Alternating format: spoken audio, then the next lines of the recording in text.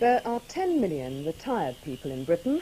Another 1,300 join their ranks every day. Too often their skills are then unwanted and unused. But now these skills are being mobilised, appropriately enough, to help other people who have retired. The ideas come from a group called Action in Retirement, who today launched a branch in Norfolk, bringing the tally nationwide to nearly 30.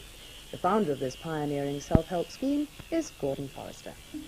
Now, Gordon, apart from being very pretty, what have these two girls got to do with pensioners, apart from the fact they might raise their temperatures? Well, it's only a matter of recognition, really.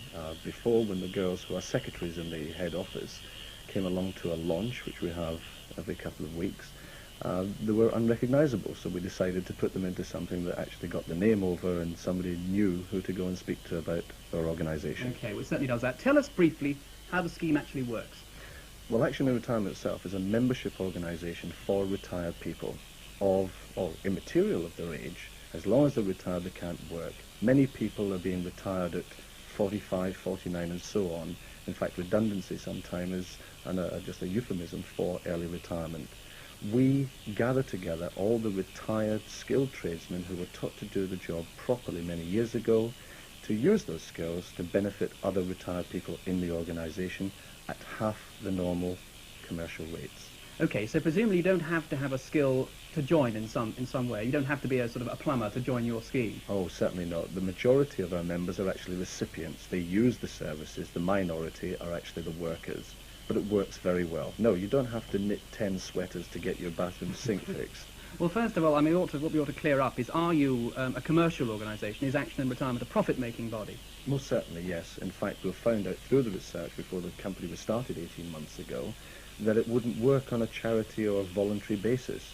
Quite simply, people do genuinely get fed up by having the services used and most often unappreciated. When there is a return for their efforts, they can feel good about it and supplement their pensions. That's what these retired skilled tradesmen are doing. Now, tell me what the trade unions think of this. With 3 million people out of work, does one need pensioners coming back to do skilled work? Well, in fact, because we're dealing with 10 million, if you like, the fifth of the population, the forgotten fifth, yes, most certainly, we are needed in that area. But as far as the unions are concerned, they, the government, the CBI, are all pushing to create more work in this country for youngsters. Who remembers those 10 million, the forgotten fifth? And what they say is, very often unions have said, look, let's get free coal, let's get free transport, and so many things for retired people. They could have set up an Action in Retirement service 20 years ago.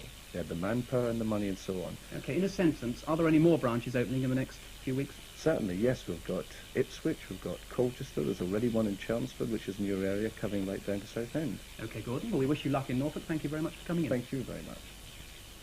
Gordon Forrester.